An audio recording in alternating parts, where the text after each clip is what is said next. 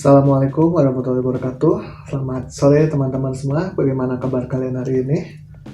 Setelah sebelumnya kita membahas mengenai review tripod video, kali ini kita akan bahas mengenai bagian-bagian utama pada sebuah kamera DSLR ya. Terlepas dari apapun itu mereknya, jadi kita hanya akan membahas mengenai bagian-bagian yang biasanya ditemukan pada sebuah kamera DSLR. Oke, langsung saja. Jadi sebuah kamera itu terdiri atas dua bagian utama ya, yaitu body dan lensa. Pertama kita akan bahas dulu mengenai bagian-bagian yang terdapat pada bodinya dulu.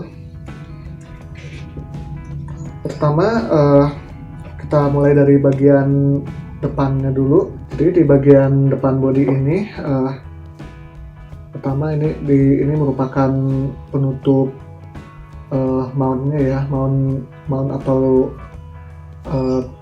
tempat memasangkan lensa ke bodinya. Jadi kalau kita buka ini penutupnya, kita akan bisa melihat mount kamera, tempat untuk memasangkan lensanya.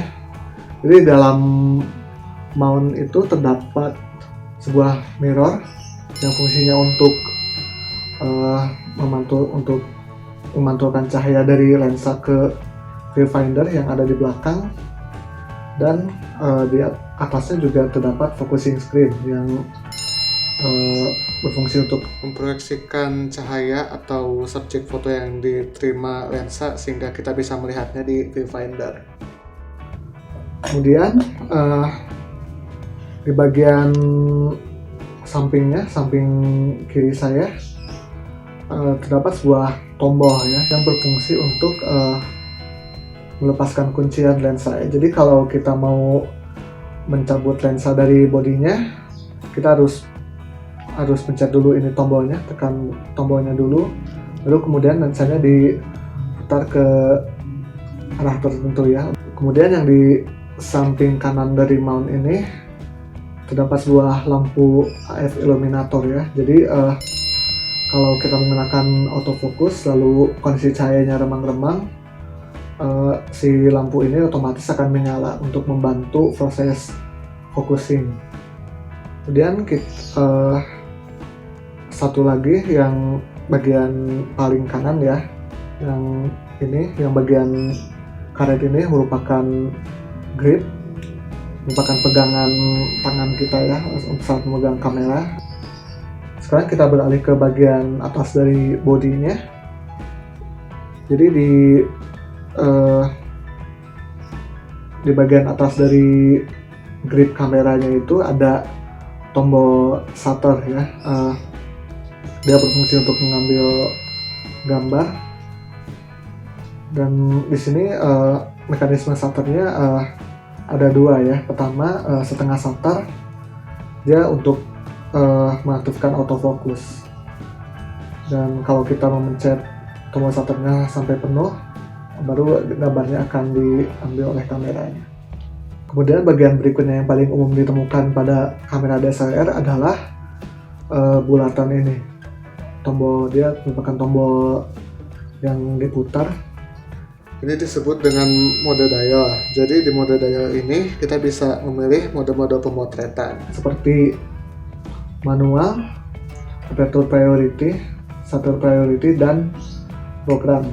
Itu juga bisa menggunakan mode otomatis dan mode scene tertentu yang bisa disesuaikan dengan kondisi pemotretan. Nanti kita akan bahas di edisi-edisi yang akan mendatang.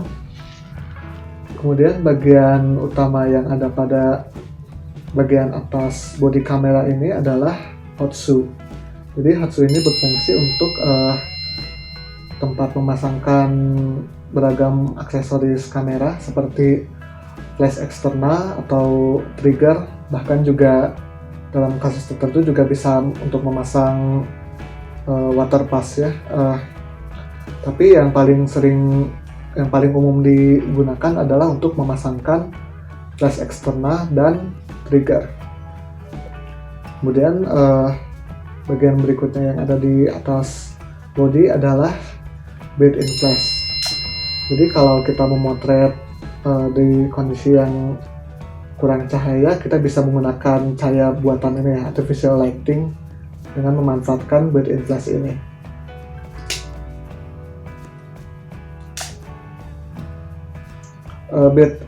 Flash ini kita aktifkan dengan menggunakan tombol.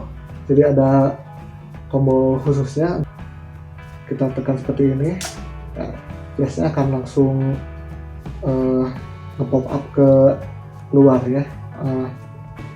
Jadi saat kita memencet shutter untuk mengambil gambar, flash ini akan otomatis menyala. Nah, seperti itu. Kemudian bagian belakangnya ya, bagian belakang bodi,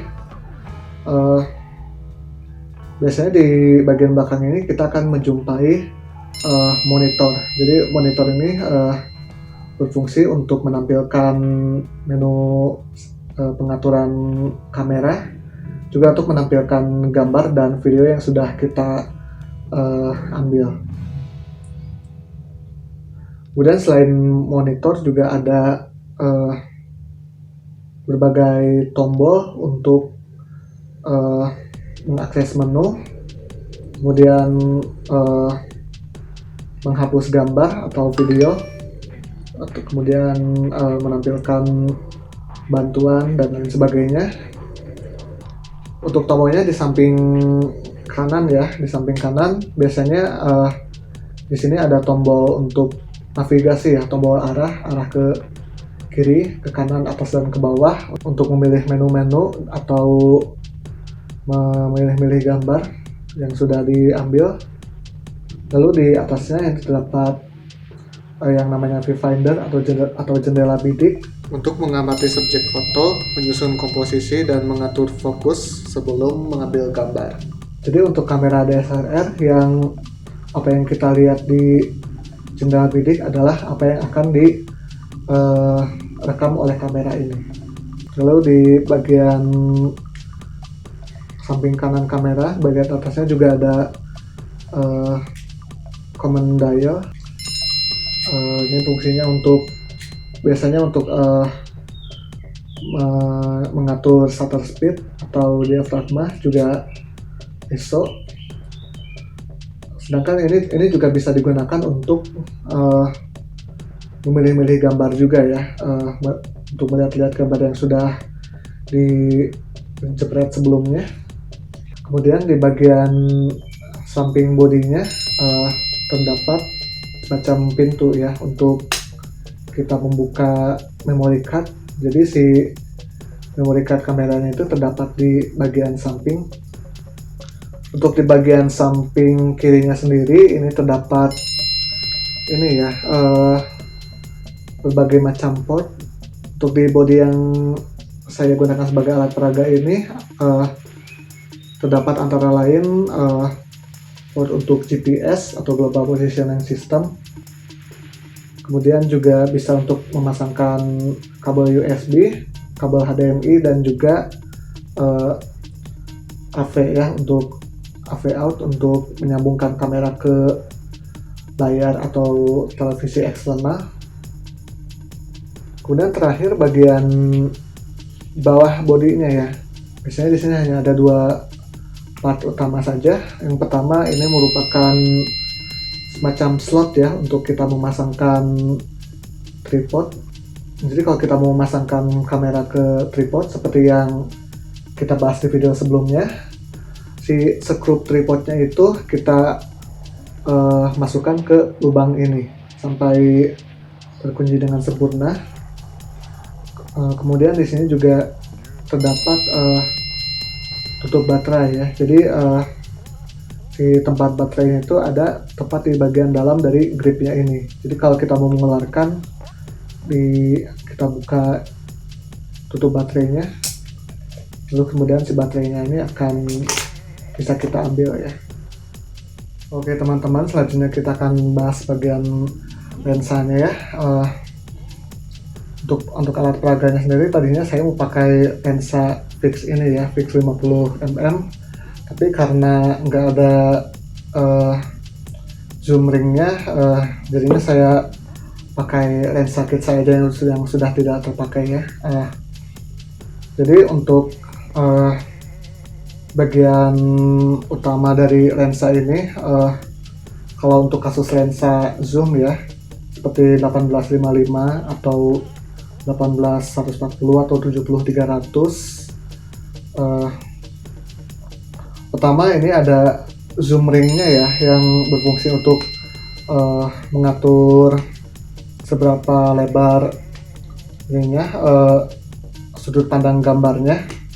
Untuk range zoomnya sendiri bermacam-macam, mulai dari 1855 atau 18105, 55200, 55250, bahkan ada juga yang bisa langsung sekaligus dari angle yang paling wide sampai ke yang paling tele, misalnya lensa 18300 mili, atau yang bisa disebut lensa sapu jagat. Nanti kita akan bahas lebih lanjut mengenai focal length lensa. Oke, tadi itu zoom ring ya. Kemudian di bagian depannya ada focus ring. Jadi ini fungsinya untuk mengatur fokus secara manual. Jadi sambil kita membidik objek yang akan difoto, kalau autofocusnya kita matikan, kita bisa mengatur sendiri ininya, jarak fokusnya. Kemudian kita ke bagian depannya. Di bagian depan ini ada tutup lensa, fungsinya untuk melindungi elemen lensa yang paling depan dari debu dan goresan-goresan, karena kalau lensa itu sampai tergores, akibatnya bisa fatal. Jadi kemungkinan besar tidak akan bisa diganti lagi. Jadi sangat penting untuk kita memasangkan tutup lensa saat kameranya sedang tidak digunakan. Kemudian selain itu juga terdapat filter trap ya. Jadi untuk kita memasangkan berbagai macam filter, mulai dari filter protektor biasa untuk melindungi bagian depan lensa, sama seperti tutup lensa ini. Nanti kita bahas lebih lanjut juga kalau ada kerempatan. Oke, itu bagian depan lensa. Kemudian di bagian sampingnya juga ada tombol autofocus ya. Ini yang paling umum ditemukan di lensa CPU autofocus. Jadi di sini ada dua tombol ya sebenarnya. Jadi tombol yang atas ini ada tombol untuk men-switch dari autofocus ke manual focus. Sedangkan yang di bawahnya ini adalah tombol untuk mengaktifkan peredam getaran. Kemudian di bagian belakang lensanya, di sini juga ada tutup belakangnya lagi ya, untuk melindungi bagian belakang lensa, sama seperti bagian depannya juga, untuk melindungi elemen belakang dari debu dan goresan, segala kontaminan yang bisa masuk ke dalam lensa, karena bisa mengakibatkan jamur tumbuh di bagian dalam ya, kalau ketika debunya mengandung baksil jamur. Bulatan-bulatan kecil ini dia merupakan CPU kontaknya. Jadi dia kalau kita memasangkan lensa ke kameranya, ke bagian bodinya, si CPU kontak ini akan nyambung sama lempengan kontak yang ada di bagian atas mountnya. Jadi ini bentuk mountnya juga mengikuti bentuk mount yang ada di body. Jadi kita bisa, jadi si lensanya bisa terpasang dengan sempurna ya di kameranya, karena mengikuti sama-sama dari produsen kamera yang sesuai, yang sama. Kemudian juga yang nggak kalah penting adalah biasanya di bagian atas lensa ini ya, kalau posisinya sedang dipasangkan di kamera, sedang dipasangkan di body, biasanya di bagian atasnya itu terdapat semacam titik kecil gitu ya, yang berwarna putih. Jadi ini fungsinya sebagai penanda kalau kita mau memasangkan lensa ke body. Jadi di bagian bodinya juga ada titik kecil. Untuk memasangkannya kita tinggal samakan ininya, sejajarkan antara titik di body dengan titik di atas lensa, kemudian diputar ke arah yang sesuai untuk mengunci lensanya.